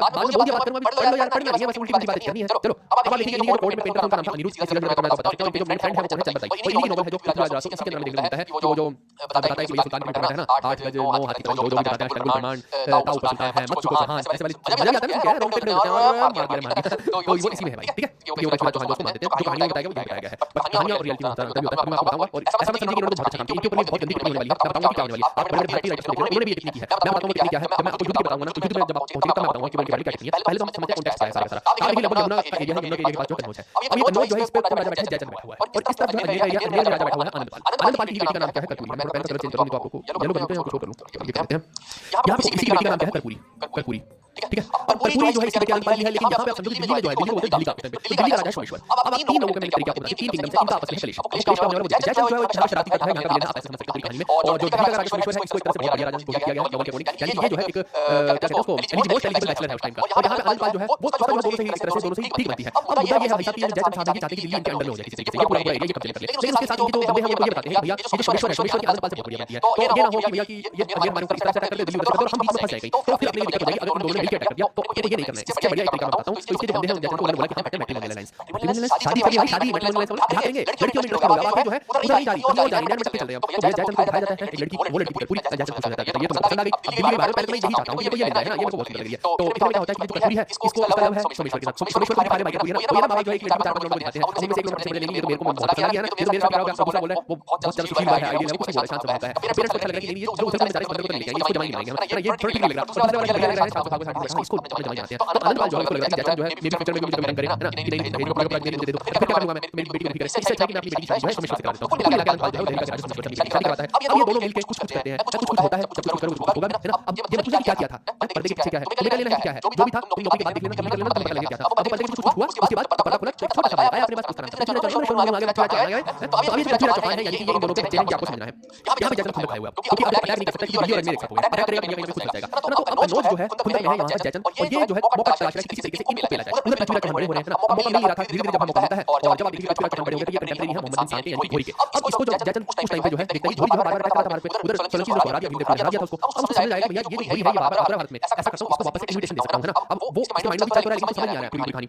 इतने में क्या होता है कि इसकी जो बेटी होती है जयचंद की, है ना, अब वो कौन है, सहयोगी बेटी है ना, और यही बात देखिए कि उस टाइम पे तो पेंटर होते हैं, अलग-अलग स्पोर्ट्स में अलग-अलग जाया करते थे। तो ये आप समझिए अनिरुद्ध जो है पृथ्वीराज चौहान के टाइम पे, है ना, मालूम पृथ्वीराज चौहान की रिपोर्ट में है, उनकी फोटो बनाई इसने पूरी और बहुत बढ़िया फोटो बनाई, एक फोटो अपने साथ रखा कैसे करके। अब ये जो है वापस से जा रहे हैं जयचंद के पास गए अनिरुद्ध ने बोला जयचंद महाराज आपकी फोटो बनाते बहुत बढ़िया, महाराज ने कहा तुम मेरी फोटो बना, यहाँ से बुड़बक। तो ये बोलते नहीं महाराज बना, आप समझी बोलते हैं, ये जा रही है मेरे को बहुत अच्छा लगा ये मेरी फोटो बना। महाराज बोलते आप तुम्हारी शुदाई हो जाएगी, तुम ऐसा करो जाके मेरी छोटी की फोटो बनाओ सहयोगी की, है ना, तुम ऐसे जाओ जनरल में जाओ, वहां पे हमारी बेबी बेबी सब है, जाओ उनकी फोटो बनाओ, कोई बात होगा, लड़की को देखो आपको पता है सेल्फी लेती है, कभी सेल्फी लेती है, पता नहीं लग रहा है वो जा रहा है ना। तो इस तरीके का क्या है भाई। अच्छा क्लियर ये तकरीबन चौहान ने मामा बोल दिया, ठीक है भाई, ये जो भी तुम मानना चाह रहे हो यहाँ अलग अलग चल रहा है मार्केट के अंदर। कुल मिला के बात ये है कि वहां पे कर रहे थे उनकी, वहां पे एक पेंटिंग में रखी पृथ्वीराज चौहान देख लेते हैं, इसमें क्या पापा पापा नहीं बाबा, तो वो आता है बड़ा भैया भैया ये देखो ये बहुत है शानदार लगती है, तो वो कौन है ये, तो उसको पता लगता है पृथ्वीराज चौहान है, एकदम बलिष्ठ इंसान है, बहुत तगड़ा इंसान है ना, उसको चले लग रहे हैं भाई बन बाहर निकाला क्या बात है। तो बोलती कि इसके बारे में थोड़ा डिटेल में बताओ, और फोन तो होते नहीं थे, फोन मान लेना जो भी था व्हाटएवर रीजन, तो सिस्टम सेट कर लिया। अब जो है ऐसे करके संदेश जो पृथ्वीराज चौहान को भेज दिया, है ना, कबूतर एक कबूतर जा रहा है उधर पृथ्वीराज चौहान को पता चला ऐसा भी चल रहा है, तो फिर वो एक कबूतर भेज रहे हैं, दोनों के बीच में प्रेम चल रहा है कबूतर के थ्रू। अब एक दिन क्या होता है, कबूतर उठ के जो है ना दिल्ली से जाने जा रहा था, वो कबूतर जो है ना किसी चीज मम्मी के हाथ में लग जाता है, मम्मी बोलती है आज तो बना के खाऊंगी रात को, है ना, तू ही अपना है ना, तो इधर से उधर सारे मसले, है ना, कबूतर के चली जाती है, कबूतर के मेरे बड़ा खत निकाल के पहले दिया, इससे पता लगता है ये तो नैना का लेवल चल रहा है, हमारा तो लेवल के साथ बहुत क्लेश है, और ये तो हमारी छोटी छोटी छोटे से प्यार करने में लगी, तो अब ये हट हो गया मामला सारा। तो ये जाके जैसे पता चला चंदा हो रहा है, ऐसा कैसे होता है, पहले तो उसने वाली चीज पापा ने हमारी वाली चीज लिख के जा रहा है, पहले भी पहले लड़की आती होगी और उसकी पहले भी आती आ रही है, मेरी वाली जा रही है, ये तो ना मंजूर नहीं है, जाके तो सारे यहां पे दुख में है, क्या बोलता पूरा शक्ति बिल्कुल है, एक कबूतर हम भी भेज देते हैं, कहां भेजोगे किसके पास भेजोगे, तो कबूतर आके हमारी पीछे आ जाएगा, हमारे पीछे तुम्हारे तुम बताओ, है ना। चलो तो कुल मिला के बात ये है कि अब जैसा जो है वो कहता है कि इसका कैसे बेस मेंबर है, वो सब राजा को बुलाता है, लेकिन पृथ्वीराज चौहान को बुलाएगा, उससे अगर बुला लिया तो ये सहयोगी का उसके बाद भाग डालेगा, उधर जाएगा मामला, तो ये बोलता है कि नहीं यार इसको बुलाना है। अब इसकी बेटी के लिए दरबार किसने जाओ जैसे जैसे बैठे हैं ये पूरे राजा रखे हैं यहाँ पे, है ना, गेट खुला है, गेट में जो दरबार बना के इसको बैठा है दरबार में, यहाँ पे गेट द्वार बना के जो पृथ्वीराज चौहान की लड़की लगा अब ऐसा बोलते हैं पृथ्वीराज चौहान मना के देखिए थोड़ा थोड़ा समझाई जाती है, तो बोलते ठीक नहीं जाते, लेकिन जब पता बात नहीं है हमारे पूरी का कर रहे हैं, मान रहे हैं ना, आज जो है हमारी लड़की लगा के हमारे पूरी का जो है हो रहा है, आज लोग सोचते चौहान के बारे में, तो पृथ्वीराज चौहान का प्रेशर क्रिएट होता है, पृथ्वीराज चौहान बोलते हैं यार क्या करेगा होगा कुछ, है ना, तो बोलते हैं कि ये यहाँ संभालो थोड़ा खेल खेल के आता हूं, तो पहुंच जाते हैं वहां दरबार के अंदर, है ना, उधर से कभी कभी ना ना क्या करो, अब जो है घोड़े पे आते हैं, घोड़े पे से कुछ नहीं आ गया ये हो गया पेंटर वाला पेंट आ गया, मैं तो पेंटिंग देखी हां हां भाई क्या है ना, तो जाके फटाफट से बोलते कि मैं आज जाऊं 6 फुट पे बैठो बैठो कैसे कैसे बनाऊं, पृथ्वीराज चौहान हाथ देते हैं, वो हाथ आती है उसको खा के जो खाली बैठ के हाथ डाल दिया और वापस ले गया जैसे उसे वापस है, तो ये लिखा है दरबार के होने वाला उसे ने देखा के बाद आई डोंट नो कहानी लिखा है कैसे मार घोड़े को ना, इधर जो है जैसा जयचंद मंदिर में उसकी हमारी तो चली गई, तो विदाई का टाइम नहीं आया था, हमने गीत गाने विदाई के पहले निकल गई, अरे भाई साहब हो गया जयचंद को सब और नेक्स्ट लेवल पे, अब तो छोड़ेंगे नहीं, ये तो लड़की बना के हमारी हो गई, अब ना छोड़ेंगे। अब जयचंद जो है बहुत ज्यादा आगे है, अपनी तरफ से लगा लेता है, तो डायरेक्ट अटैक करते हैं, आ जाएंगे इससे बढ़िया है हम घोड़ी को जो है संदेश भेजेंगे, आइए भाई साहब इसको संदेश भेजेंगे घोड़ी को भेज रहे हैं, क्योंकि वहां बैठा घोड़ा बैठा है ना, किसी बात प्रोग्राम पाया था, उसके राजा बना पूरा बैठा हुआ पीछे जगह जैसा उसको भेजते हैं वहां पे, भैया इधर हमारे साथ है, तो गिरना काफी जैसी काफी का नाम सुन के एकदम इंटरेस्ट आ जाते हैं, काफी नाम आ गया, काफी वजह से काफी आप में अलग है ना, काफी बोलते भागते रहते हैं, अरे सांड कहां हो, सांड बोलते पता नहीं किसके समूह में भाई भाई बताया मेरे खाना खाने के बाद बोलते हैं ना, वो क्या होता है सबसे क्या नाम भूल गया, क्या गुची क्या बोलते हैं सबको, मेरे को बताओ इसमें आते हैं पृथ्वीराज चौहान आज की लेवल बिल्कुल आज की लेवल है ना, तो यहां पे अब फिर हम खाने के बाद जाते हैं, इधर मोहम्मद ने यार काफी चीज है कैसे बताया यार मैं बाहर आ गया यार, आज आज का मैंने तुम आए हो यार, तुम थोड़ा मुंह देखो मैं आज आ गए नीचे है भाई, मैं ऊपर करने दो क्या देख रहे हैं मेरे अंदर क्या है, तुम इधर जरूर लिंक देखना है तुम्हें, थोड़ा मुंह देखो मालूम जल्दी से बाकी मानते हैं कच्चा नारा टाइप है, अब बोलो क्या बात है, इधर कच्चा खड़ा हो गया बाकी बाकी बोलता है बोलता किसका आ गया तेरे पास, बोलता कि जयचंद है फिर दोबारा ऑप्शन इधर साबुन साबुन आगे मारता काट के सर पे आई ऐसी ऐसी इसी पर मेरी बेटी याद नहीं थी, आगे हमारे बुड्ढे की आवाज पानी में पानी में चिपक के मारूंगा, अब समझ नहीं आ रहा क्या हो रहा है, उसने कहा भाई रात रात हमारी प्यार प्यार है ऐसा करना पड़ेगा, उन्हें बोल लिया चुपचाप से जो मैं बोल रहा हूं जाके करो, अब ये भाई कल की मीटिंग में जबरदस्ती जाना पड़ रहा है, ये अपने कच्चे नारे टाइप जा रहा है, चलो ठीक है हम चलते हैं, अब ये जब भारत में आता है पृथ्वीराज चौहान पे देखिए कि जयचंद साहब की लड़की बता रहा है ना कैसा ऐसे अब देखो आगे अटैक कर रहा है, लेकिन फिर से जो है वो हेल्प कर रहा है, बात समझिए कि ये जो है हार जाता है यहाँ पे पृथ्वीराज चौहान के पास बहुत स्ट्रांग आर्मी थी टाइम पे, और वो जिस तरीके से लड़ते थे है ना, वो जो है पूरा एक अलग टेक्निक थी, आप समझिए कि इसको ये नहीं पता कि ऐसे वाले कैसे लड़ने वाले हैं, ये बात है, तो इस तरीके से जो खड़ा रहता है पृथ्वीराज चौहान घोड़ी को, घोड़ी देखिए कितना फंसा हुआ है, ये घोड़ा हुआ है ना, और इधर पृथ्वीराज चौहान तलवार यूं मुंह पे लगा के खड़े हैं, वो इसको देखते हैं बोलते हैं भाई तुम यहाँ पे लगते नहीं नहीं हो, कहाँ से आए हो तुम? ये कैसे समझाते हैं, घर से आया हूँ, घर से आए हो, घर से आए हो, कहाँ से आए हो, तो क्या नाम है तुम्हारा? गोरी। लड़की वाले नाम रखा, करो यार भैया तुम गोरी, ये कैसा नाम होता है? ट्रैक्टर तो मैंने लग रहे हो, क्या करने आए थे यहाँ पे? ये बोलते हैं कि नहीं मैं कब्जा करने आया था, पर मेरी बात माफ कर दो ना, मैं आपका सारा चला डालता हूँ। तो इसको समझा के आज के बाद दिखाई ना दे, तुम्हारे बाल पकड़ के तुम्हारी बूटी के ऊपर मारूंगा मैं, और फिर देखना क्या हाल होगा। अब यहाँ पे जो मैं आपको बताऊँ, ये पूरी स्टोरी सच है। तो ये जो है पृथ्वीराज चौहान की बहुत बकवास चीज थी। आप सोचेंगे कि बड़े इतिहास को समझ में आएगी कि अगर आपको पता है कि आपके देश में नेशनल सिक्योरिटी जो है इससे हैम्पर होगी इस आदमी से, और आपको पता है कि बाकी टाइम में भी बाकी स्पाइस आज दूसरे को परेशान कर रहा है और पहली बार ऐसा नहीं हो रहा है, तो आप इस आदमी को छोड़ रहे हो। किस लिए छोड़ा है आपने? ये जो दरिया दिली वाली बात है, this is not at all acceptable. किसी इस दरिया दिली की वजह से बाद में लोग मारे गए, इतना बड़ा नुकसान हुआ है, पूरा भारत जो है वो आप देखिए कि पूरा भारत ही बेचारा जा रहा है इस के पास। आप समझिए इतना बड़ा टर्निंग पॉइंट है, एक तरह से समझो इसको छोड़ दिया, क्यों छोड़ा भाई? पता है कि सिक्योरिटी का सवाल है, तो ऐसे में इस व्यक्ति को कैसे छोड़ा जा सकता है? क्या आज अगर मान लो कि किसी का हाथ लग जाता है तो छोड़ दिया जाता? सोचो मैं बताऊं, इधर अमेरिका वाले ने क्या किया? सद्दाम का छोड़ने को नहीं, ठीक है तुम छोड़ देंगे, अगली बार मत करना। ये कैसी बात हुई भाई? सिक्योरिटी का था यहाँ, कैसे छोड़ दिया? क्या सोच के छोड़ दिया? ये बहुत बकवास चीज थी, यानी उसका कर नहीं सकते और इसको छोड़ दिया वापस से। भाई साहब गया वापस, इधर जो है जैसे परेशान है, ये क्या हो गया? हमें तो लगा देगा, लगा नहीं पाया, अब फिर आराम से बैठे हुए हैं। थोड़ी देर के बाद जो है फिर से एक संदेश भेजता है, बोलता है इस बार भाई तुम आ जाओ, मैं तुम्हें बताऊं टेक्निक। क्या क्या लगे चल रहे हैं अनुज, अगर बच्चे करोगे कभी कभी ब्लॉक हो जाओगे, बोल दिया 10 बार तुम लोगों को, वीडियो के आखिर में बात करूंगा, तो मतलब कर लूंगा। अभी तुम बोल रहे हो फालतू बातें, हमारे को मिल जाएगा, अन्य चीजें मत करो। बाद में तुम बहुत सॉरी बोल रहे हैं, लेकिन हम गलती से मत करो भाई ऐसे। थोड़ी देर के बाद पेशेंस नहीं है अपने अंदर, कोई पेशेंस नहीं है तुम्हारे अंदर, पढ़ लो अभी, बाद में कर लेंगे, बोला वीडियो बता दूंगा। चलो तो इस तरीके से जैसे वापस बाकी वापस से बोलते जाओ तुम फिर जाओ वहां पे कटा और इस बात जैसा बता देता है भैया इस टाइम से करते हैं, इनको इधर हराया जा सकता है, जब आपके पास इजी इंस्ट्रक्शन जाने से तो कहीं ना कहीं लगता है। तो इस तरीके से समझिए पूरा बाहर अब जो है वही जो है वो पृथ्वीराज चौहान को नहीं छोड़ रहा है। अब यहाँ पे देखो ये बोलना है कि इसलिए बना के ले गया, क्योंकि अगर यहाँ कहीं होते कोई समाज में जाती है हमारे साथ नहीं है, तो से बना के जो है कोई कह रहा है कहां जाके मार के इनको और इनको बोला कि आखिर चिकन बाकी निकाली गई थी, इसका बोलने से बात जाती थी। तो फिर ये जो पृथ्वीराज चौहान का जो है नाटक चाहते थे तो तीन दिए अब याद की स्टोरी एक जो है उसको गोली मार देते हैं, और ये सब कहानी हमने पढ़ी है ना, और देखी है मूवी में देखी है, वो सिर्फ एक वर्जन कहानी का, दूसरा वर्जन नहीं गोली कैसे ऐसे नहीं होती, गोली जिंदा रहता है और आगे आगे तो जाट मारते हैं। तो जो भी वजह बात करना चाहिए कुल मिलाकर यहाँ पे भारत के अंदर पॉइंट हुआ, यहाँ से जो पूरी हिस्ट्री निकल गई और ये जो फ्रीडम टाइम आया यहाँ कोई रोकने वाला नहीं थे। अब समझो इसी वजह से मेरे रूल को रोक पाए, ठीक है जी। तो ये कहानी है पूरी। अब आप देखिए कि ये फर्स्ट बैटल टाइम जो है इसके बारे में मैंने दिया है, वही होता है कहां क्या था तबिंडा में, तबिंडा जो है आज का तबिंडा है, मैंने दिया तो मैं खुद यहाँ पे रहा हूं। और इसके बाद ये जो फर्स्ट बैटल टाइम हुआ है ना, ये एलिमेंट हो रहा है, पहला वाला एलिमेंट हो रहा है, सेकंड वाला, ठीक है ये क्या सेकंड आएगा ना, सेकंड ये सेकंड बैटल। और अनंत पाल वगैरह का बात दिया आपको, ये पढ़ लेना ना। हां एक और चीज बताइए बैटल से डाल के ये है 1194 में ये होता क्या है कि जब पूरा एरिया होली के अंदर आता है तो ये जो जज है उसको बाद में क्या रियलाइज होता है, ये मैंने क्या किया, ये जो है होली को लगाता है, मैं तुम्हें हराऊंगा लेकिन अल्टीमेटली हरा नहीं पाता होली को, जो है वहां पे होली जो है इसको भी जान जाता है, इसको भी मार जाता है, यहाँ पे मिला इसका एरिया जो है वाला एरिया जो है होली के अंदर है, ये आपको समझना है। अब मैं एक और शासक तिमूर के बारे में बताता हूं, 1405 के आसपास का एरिया है ना, टाइम है समझना। तिमूर में भी जो है पूरी डायनेस्टी बहुत से निकल चुकी है, होली का भूल जाओगे। तो आप होली के बाद भारत के अंदर कुतुब एक बहस का जनरल होता है, वो जो है स्लेव डायनेस्टी की शुरुआत करता है, वो पढ़ेंगे स्लेव डायनेस्टी वाले सेकंड पढ़ेंगे, लेकिन समझने को स्लेव डायनेस्टी की शुरुआत भारत के अंदर यहाँ पे करता है और फिर धीरे-धीरे जो है उसकी एक्सपेंशन होती है और वो जो दिल्ली सल्तनत हम बोलते हैं यही वो स्लेव डायनेस्टी से दिल्ली सल्तनत की शुरुआत होती है। वो जो हम पढ़ते हैं ना खिलजियों के बारे में, लोदीज के बारे में, फिर बाबर आएगा बाद में, तो वो यहीं से शुरुआत हो रही है। ये आपको समझिए, यानी भारत के ऊपर इस वक्त जो है दिल्ली सल्तनत काबिज हो जाती है, यानी कि हिंदू साम्राज्य का अंत होकर एक भाग में जो है यहाँ पे मुस्लिम साम्राज्य स्थापित हो जाता है, लेकिन नीचे वाले भाग में नहीं होता, ये आपको ध्यान रखना है, ठीक है। नीचे अलग कंसेप्ट चल रहे हैं, वो बहमनी किंगडम का और विजयनगर का अपना चल रहा है, वो एक अलग कहानी है, उसमें अभी नहीं घुसते हैं। तो कुल मिला के मैंने आपको बता दी दिल्ली सल्तनत बनी कैसे, लेकिन इसी टाइम में आप देखिए कि इस तरफ जो है तिमूर भी है, और मैं जब दिल्ली सल्तनत आपको पढ़ाऊंगा तो मैं बताऊंगा कि तिमूर बार बार आके यहाँ पे हमला भी करता था, तो कोई तिमूर को रोकने वाला नहीं था, दिल्ली सल्तनत वाला भी है ना। ये क्या था, एक मंगोल है, तो ये जो है जब भी भारत में आक्रमण या फिर इस एरिया में आक्रमण कर रहा है तो यहाँ पे अगेन कोई भी स्ट्रॉन्ग राजा नहीं था जो इसको रोक पाए।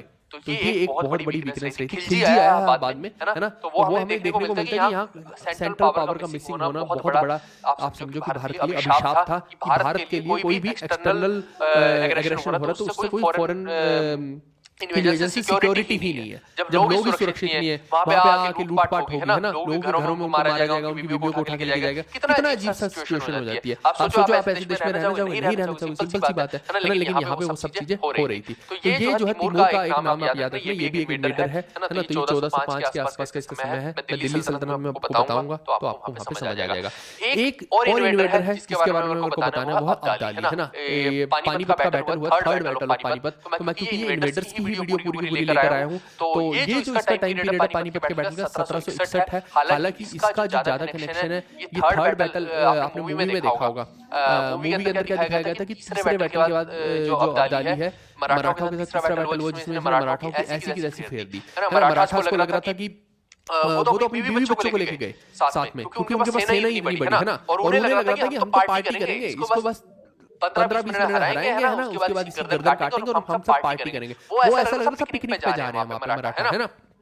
जब मराठा वहां पहुंचे दो हाथ हुए तो आप देखिए कि ऐसी की जैसी अब्दाली ने फेर दी थी और बहुत बहुत टॉर्चर किया था। सबसे भयानक युद्ध उसको माना जाएगा। इतना बड़ा नुकसान हुआ था कि मराठा एम्पायर तक कोलैप्स हुआ उसकी वजह से। वही कारण बना आगे मराठा एम्पायर के कोलैप्स होने का, है ना। इतना ज्यादा इसने जो है मराठा उसके साथ उनका नुकसान किया। बट ठीक है, वो अब क्या कर सकते हैं, उनका ओवर कॉन्फिडेंस था। ये जो बैटल हुआ है आप समझिए 1761 में हुआ है। अगर कोई पूछ ले आपसे तो आप बता सकते हैं तीसरा बैटल ऑफ पानीपत। तो ये भी जो है भारत के अंदर। हालांकि एक चीज मैं आपको बता दूं, ये भारत में जब आया था तो एक मूवी के अंदर आपने क्या देखा होगा, जो अर्जुन वाली मूवी है, अर्जुन कपूर वाली, कि उसमें बोला जाता है आखिर में कि जब मराठा ने उसको मतलब मराठा से उसका बैटल हुआ, अब्दाली का बहुत नुकसान हुआ, तो कभी आया ही नहीं भारत। जबकि ऐसा नहीं है, बहुत बार वो भारत में आया था, लेकिन उसका पंगा जो है ना वो सिख एम्पायर से होता रहा था। तो यहाँ पे जो सिख एम्पायर बैठा था वो उसके साथ लड़ते झगड़ते रहे थे बहुत एंड तक, जो है बहुत उसको टॉर्चर किया गया है। जैसे मैंने अभी बताया था ना कि वो जाट उसके पीछे लग जाते थे गजनबी के, ऐसे ये आता था तो इसके पीछे जो है सिख एम्पायर वाले लोग लग जाते थे जब तक कि अपनी टेरिटरी में वापस नहीं जाता था। बहुत टॉर्चर करते थे इसको। तो यहीं से जो है इसी के समय के बाद जो है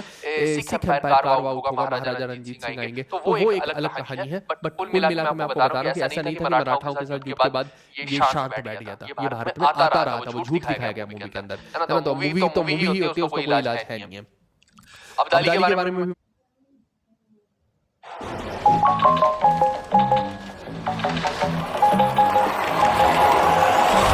Easy. Find a pet-friendly Italian restaurant with outdoor seating nearby and text it to Luca.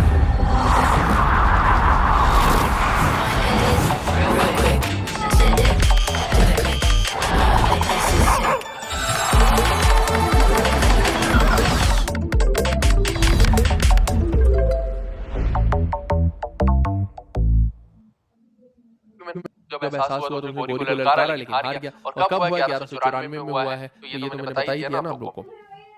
Famous Arabic scholar Al-Biruni came into contact with India through in the 11th century AD। मतलब कब भारत के अंदर आया, किसके कार्यकाल में आ रहा है? तो ये तो गजनबी के साथ ही आ रहा है ना। गजनी बोल लीजिए, महमूद ऑफ गजनी भी बोल लीजिए, तो ये इसी में तो आ रहा है। ठीक है, ये बताया था ना मैंने आज आपको। गजनी के अंदर 4 स्कॉलर बताए, तो उत्तबी, सिस्तानी, है ना, और फिरदौसी, अल-बिरूनी, और शाहनामा किसने लिखी है, फिरदौसी ने लिखी, वो भी बताया था आपको।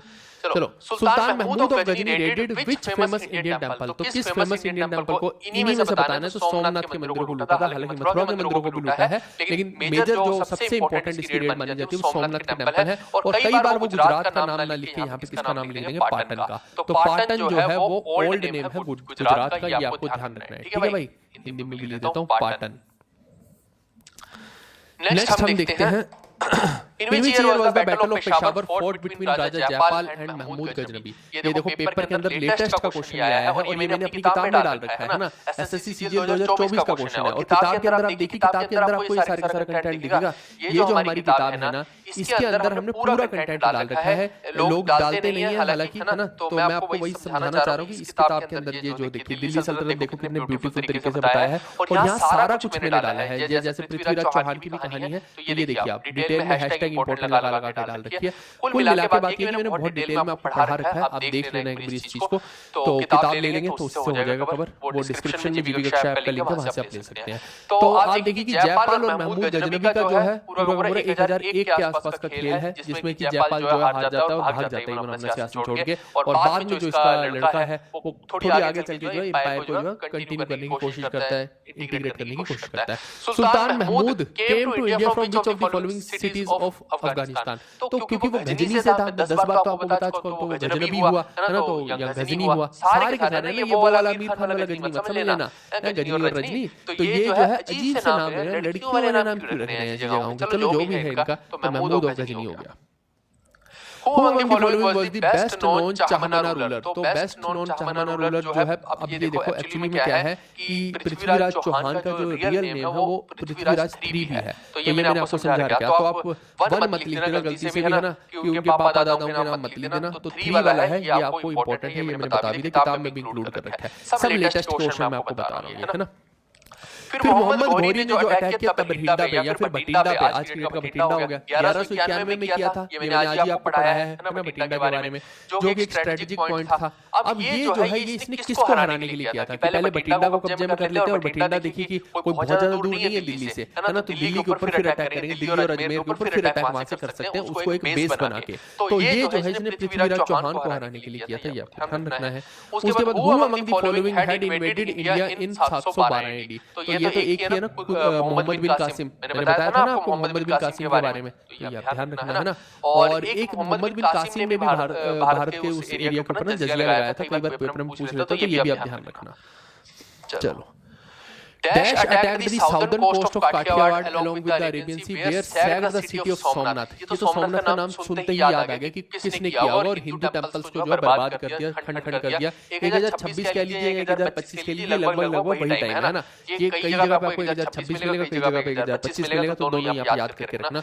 ये महमूद ऑफ गजनी ही है, मैंने आपको बताया था, सोमनाथ टेंपल की पूरी कहानी बता दी। अब इतनी कहानी बताने के बाद भी अगर भूल जाओगे तो क्या हो सकता है। उसके बाद देखिए मोहम्मद घोरी ने जो है डिफीट किया है 1191 में किस रूलर को, तो वो उसकी वो पूछ रहा है, डायनेस्टी पूछ रहा है। तो पृथ्वीराज चौहान को क्या है, फर्स्ट बैटल ऑफ तराइन है, तो पृथ्वीराज चौहान हो जाएगा, ठीक है, ये आप ध्यान रखना। पृथ्वीराज चौहान या पृथ्वीराज 3 भी बोल सकते हैं इनको। और कौन सा था बैटल, बैटल ऑफ तराइन, कौन सा वाला, फर्स्ट वाला, ठीक है। Prithviraj Chauhan defeated Mohammad Ghori in a battle in the dash year but lost to him following year. तो ये पूछना चाह रहा है कि इसने किस ईयर में हरा के जो है किस ईयर में ये हार गया था, तो 1191 में भैया हराया है, ठीक है। 1191 में ऐसा किया है, 1191 में ही तो किया है, भूल गया, फर्स्ट बैटल ऑफ तराइन। उसके बाद जो है फॉलोइंग ईयर यानी कि 1192 में हार गया है। फॉलोइंग का मतलब है नेक्स्ट ईयर वाला। Which of the following Indian rulers was defeated by Mahmud Ghazni in his first attack in 1000 AD? तो किसको हराया था इसने, तो आनंदपाल को हराया है, नहीं जयपाल को हराया है। आनंदपाल तो उसका बेटा था, ठीक है। पाला रूलर जो है ये वो वाले पाला रूलर नहीं है जो आप बंगाल वाले समझ रहे हैं, ये इस तरफ वाली है ना। तो ये जो है जयपाल को हराया है, ये आपको ध्यान रखना है, ठीक है। कब हराया है, 1000 AD या 1001 AD के आसपास, 1001 के आसपास की बात है। Who attacked the Somnath temple of Gujarat, तो किसने गुजरात के सोमनाथ टेंपल पे अटैक किया। ये घूम घूम के ये वही क्वेश्चन पूछने की कोशिश कर रहा है, ऐसे ही क्वेश्चन आ रखे हैं पेपर में, ठीक है। ये ऐसा नहीं कि मैं अपनी मर्जी से लिख रहा हूं। The first invasion of Mohammad Ghori was in dash when he attacked Multan. तो इसने मुल्तान पे कब अटैक किया, आज ही तो पढ़ा है आपको 1175 एडी में, जब मुल्तान पे अटैक किया, मुल्तान को फतेह कर लिया, काकी बहुत खुश हुए। उसके बाद उन्होंने बोला कि नहीं अब और जाओ, वापस से जाओ, है ना, कुछ और करके आओ। बाद में सोलंकी के ऊपर अटैक किया तो भीमदेव टू ने इसकी टांगें तोड़ी थी, याद कीजिए, है ना। तो 1175 वाला जो है ये टाइम पीरियड हो जाएगा। Second battle of Tarain was fought in the dash year. Second battle जो है वो 1192 एडी में हुआ, जिसमें पृथ्वीराज चौहान हार गए हैं। Queen Nayika Devi is remembered as the woman who defeated dash in 1178 AD. तो इसने जो है ये आप याद कर लेना, ये अभी लेटेस्ट में पूछा गया है, बड़ा अजीब सा क्वेश्चन पूछा है, पूछना नहीं चाहिए था, बट क्या कर सकते हैं। चलिए मोहम्मद घोरी आ जाएगा इसमें उत्तर इसका, लेकिन आप ये याद करके रख लो कि क्वीन नायिका देवी ने ऐसा किया है, ठीक है। लेटेस्ट के क्वेश्चन है सारे के सारे। Dash was born to the Chauhan king Someshwar and his queen Karpura Devi in 1166 CE। तो ये किसके मम्मी पापा हैं, कर्पूरी और सोमेश्वर, पृथ्वीराज चौहान के, है ना, या पृथ्वीराज 3 के, यही उत्तर हो जाएगा। Prithviraj Chauhan and Mohammad Ghori fought the battle of dash. तो कौन सा था वो, तराइन का बैटल था, ठीक है, ये आप ध्यान रखना। Who among the following had invaded India in 712 AD? तो ये तो मोहम्मद बिन कासिम ही है, ठीक है। अरब अफगान इन्वेजन 711 एडी में अरब जनरल डैश कॉन्कर्ड सिंध। अब देखो अरब जनरल मैंने अभी तो आपको बताया ना, अरब से उस तरफ से आ रहे हैं, तो अरबी लोग हैं। तो कौन है, कहां गया, मोहम्मद बिन तुगलक नहीं, मोहम्मद बिन कासिम, ये रहा मोहम्मद बिन कासिम, ठीक है। अब वही क्वेश्चन को घूम घूम के पूछ रहा है, अलग अलग बस करके पूछ लिया, वही है question. Which of the following Indian rulers defeated the Mahmud of Ghazni in his first attack in 1001? Okay, defeated by, अच्छा डिफीटेड बाय है तो जयपाल है। ये वही क्वेश्चन घूम घूम के ऐसे ही आ रखे हैं पेपर में, ठीक है भाई। चलो ये तो हो गया अपना। तो कुल मिला के ये मैंने आपको बता दिया, ये पूरा पूरा हो गया है अपना, है ना। हाँ ये सारा ही हो गया। और पीडीएफ का भी मैं बता चुका हूँ कि पीडीएफ आपको यहाँ से फ्री कोर्स के अंदर मैं डाल दूंगा। जितनी भी पीडीएफ है फ्री कोर्स के अंदर हनुमान सीरीज में आपको दिख जाएंगे। भगवान राम का नाम लेके आप इसको पढ़ लेना। और ये वाला सेशन आप जरूर देखिएगा। एसएससी जीके 2025 की जितने भी हैं लेक्चर 1 से स्टार्ट कर लेना। ये एंशिएंट है, अभी मेडाइवल स्टार्ट की हमने, तो मेडाइवल से लेकर हम पूरा का पूरा आगे बढ़ते जाएंगे। तो कल भी क्लास होगी, कल की क्लास के लिए रेडी रहना है ना। और कैसे कैसे क्लास रहेगी, क्या क्या रहेगा, उसके लिए आप हमारा टेलीग्राम चैनल है उसको ज्वाइन करके रखिएगा, क्योंकि वहाँ पे मैं रेगुलर में बताता रहता हूँ कि कौन सी चीज कैसे चलती है ना। जैसे कि आप ये देखिए मेरा चैनल है जीवी बिटमूवर के नाम से है ना, लगभग 97-98,000 सब्सक्राइबर आपको दिख रहे होंगे यहाँ पे। तो इसको जो है आप फॉलो करके रखिएगा, ठीक है। चलो, ये बहुत सारे बच्चों के भी मैं रिप्लाई दे लेता हूँ। कुछ लोगों को किताब की समस्या है, किसी को कोई समस्या है, तो आप लोग का एक बार मैं कर लेता हूँ। एक चीज और करना कि वीडियो को लाइक कर दो, जितने भी हो लोग देख रहे हैं। ऐसा मत करना कि वीडियो को लाइक नहीं कर रहे हो और शेयर करो और बाकी दोस्तों को बताओ। ये आपकी जिम्मेदारी है भाई। अगर मैं आपके लिए इतनी मेहनत करने को रेडी हूँ, तो क्या आप इतना नहीं कर सकते हैं कि वीडियो को लाइक किया करो और दूसरे लोगों को भी बताओ। क्योंकि हमें तो तभी अच्छा लगेगा ना कि जब मैक्सिमम लोग हमारे साथ जुड़ेंगे, हम एक फैमिली, बड़ी वाली फैमिली बनेंगे। तो वो आप ही तो कर सकते हैं। क्या मैं सारा दिन एडवर्टाइजमेंट या पब्लिसिटी पे ध्यान दूं? मैं नहीं कर सकता ना इतना, है ना। तो आप ही वो कीजिए। और आज जो है इस बैच के ऊपर भी जो है बहुत बड़ा ऑफ लगा हुआ है, ये आप ले सकते हैं। ये 2 कूपन कोड में से जो काम कर जाए, यहाँ से आपको जो है इसको ले लेना है, ठीक है। तो इतना काम करो। अगर आपको जेन्युइनली लग रहा है कि कंटेंट में दम है और मैंने क्लास में चीजें याद करवाई हैं, तो आप कर सकते हो, है ना। शेयर कर सकते हो, दूसरों को बता सकते हो। कोई बड़ी चीज तो नहीं है ना, इतना तो कर सकते हो ना। तुम्हारा दिल तो नहीं मांग लिया? चलो हाँ ठीक है, ये वीडियो को नहीं करूंगा प्राइवेट, नहीं करूंगा भाई। मुझे पता है कि ये मेरे को पेड में डालनी थी, लेकिन ठीक है, फिर भी मैं सिर्फ और सिर्फ आप लोगों के लिए इस वीडियो को नहीं कर रहा हूँ प्राइवेट, पढ़ लेना। और एक और वीडियो आएगी हमारी, जिसके अंदर मैं पूरा का पूरा चोला एम्पायर का मैराथन डालूंगा। उस वीडियो को भी शेयर करना। मेरी जितनी भी पढ़ाई वाली वीडियोस है ना, उनको आप शेयर करेंगे और सपोर्ट करेंगे, तो मैं डेफिनेटली कहीं बेहतर आपको दूंगा। अब ये तो आपके हाथ में कि आपको क्या करना है, क्योंकि सपोर्ट तो मुझे आपकी चाहिए ही चाहिए। अरे छावा मूवी का ट्रेलर देखा क्या? मैं भूल गया। मैं कल देख के फिर बताऊंगा। ये मेरे को कल भी बोला था 3-4 बच्चों ने छावा मूवी का ट्रेलर देखा। कल बताऊंगा, कल हम छावा की बात करेंगे, ठीक है भाई। मैं समझ गया। स्टैटिक जीके की भी क्लास करेंगे, सब करवाऊंगा भाई। यहाँ पे क्यों परेशान हो रहे हो? मैंने बोल दिया ना, मैं सब करवाऊंगा। लगा तो हूँ तुम्हारे साथ। इतना बढ़िया कंटेंट, इतना ज्यादा हाई अपडेशन के साथ कौन दे रहा है? कोई भी तो नहीं दे पा रहा। मैं मेहनत कर रहा हूँ ना उस चीज के लिए। सारे बंदे इसी काम में लगा रखे हैं कि भैया बेहतरीन देना है इस बार। अब जिन लोगों की किताब की दिक्कत आ रही है भाई, मैक्सिमम लोगों की दिक्कत सॉल्व हो गई है, क्योंकि आप देखिए कि कुछ किताबें जो है वो वापस आई हैं, तो उनको वापस से भेजना पड़ा है, ठीक है। तो आप लोग परेशान मत होइए। कईयों की ट्रैकिंग आईडी में नोट फाउंड लिखा है या कुछ ना कुछ आया है, सबका करवा दिया है। कल रात तक हम लोग बैठे थे इस काम पे, तो मत परेशान हो। 1-2 दिन में आपको सारे बच्चों को ट्रैकिंग आईडी नई वाली भी शेयर कर दूंगा टेलीग्राम के ऊपर। जो हमारा टेलीग्राम जीवी बिटमूवर है उसके ऊपर शेयर हो जाएगी नई वाली। उसको मैं कंप्लीट आईडी के नाम से ना, याद रख लेना, complete tracking ID, complete tracking ID के नाम से एक फाइल डालूंगा, उसी में चेक करना, ठीक है। तो वो भी आपका हो जाएगा। प्लीज 1-2 दिन के लिए आप कोऑपरेट कीजिए। कर दिया है, आपको भेजना जरूरी था, ना कि उस चीज का ट्रैकिंग आईडी पहले लिखना जरूरी है। तो बहुत सारे लोग को दोबारा भेजी है। अगर किसी के पास 2 भी आ जाए तो ईमानदारी के साथ बता देना भाई। ऐसा नहीं किया कि किसी के साथ कोई फ्रॉड हो रहा है, स्कैम हो रहा है। कुछ एरिया ऐसे होते हैं जहां पे कुछ ना कुछ इशू आ जाता है ट्रैकिंग का। अब 1-2% इशू तो आएंगे ही आएंगे, है ना। मैं हजारों बच्चों को सेटिस्फाई नहीं कर सकता ना उस चीज के लिए। मान लो कि 999 बच्चे सेटिस्फाई हो गए, एक बच्चे का फिर भी कोई ना कुछ दिक्कत रहेगी, तो आप सब्र किया करो। 8 से 9 दिन आपको बुक आने में लगते हैं, तो नए बच्चे भी आज ऑर्डर करेंगे, तुरंत फोन पे फोन करते रहेंगे। बताओ, ऐसा नहीं करना चाहिए भाई। पहले हम बाकी की प्रॉब्लम सॉल्व करें। आपको वैसे भी कईयों को 5-5 दिन में मिल रही है, कईयों को 4-4 दिन में भी किताब मिल रही है। ऐसा नहीं कि लोगों को नहीं मिल रही है ना। लेकिन कुछ लोग ऐसे होते हैं, 1-2% तो हमेशा रहता ही है भाई, है ना। ये ऐसा तो है नहीं कि मैंने हवा में जहाज उड़ाया और आपके पास पहुंच गया। थोड़ा सा कोऑपरेट करो ना भाई। मैं कहां चले जाऊंगा तुम्हारे पैसे लेके, है नीरव मोदी की तरह? कैसी अजीब सी बातें करते हैं लोग। ऐसा करते हैं कि जैसे पता नहीं क्या हो गया, फ्रॉड हो गया, स्कैम हो गया। भाई कर रहा हूं, मैं सब करवा रहा हूं, जिम्मेदारी के साथ सबका सॉल्व हो रहा है। अभी ना तो फोन करो 1-2 दिन के लिए, ना मैसेज करो, समझ लो यार इतना तो। थोड़ा सा कोऑपरेट कीजिए आप। नहीं करते भाई आप, पर मेरे को लाइव चाहिए हो आप लोग, ठीक है। लाइव चाहिए हो। हाँ, बैच के अंदर जो है एक चीज और है कि इसमें डबल वैलिडिटी भी दे रहे हैं। अभी डबल वैलिडिटी दे रहे हैं, वो 2 ऑफर है। डबल वाला है वो सब आप देख लेना उसके अंदर, ठीक है। हाँ, चोला वाली मैं करवा दूंगा। मिल गई ना आपको? मैं वही कह रहा हूँ, कृष्णा 3, वाह क्या नाम रखा हो तुम, राष्ट्रकूट। चलो इसने अपना नाम इसीलिए रख लिया, best teacher on YouTube, best किताब। बिल्कुल मैं वही कह रहा हूँ, एक बार आपको मिल जाएगी तो आपको बेस्ट ही सब कुछ देखने को मिलेगा। आपको वीडियोस भी बेस्ट मिल रही है, और ये जो किताबें मैं आपको बार बार बोलता हूँ, अगर मैं दावा कर रहा हूँ तो आज मैं आपको बता रहा हूँ मैक्सिमम जितने भी जीके के टीचर हैं इन्हीं दो किताबों से पढ़ा रहे हैं। ये सच बात है, कोई आपको आगे आके बताए ना बताए, पर पीछे जितने भी उनके बंदे हैं ना, सबके पास ये किताबें हैं। तो हमें तो पता है ना कि किस किसके पास कहाँ कहाँ से जा रही है। कितनी ही आपको दिखा दूं, है ना, तो फिर छोड़ो चलो क्या बताना। तो इसीलिए आप टेंशन मत लो, पानी मारने वालों से बचो।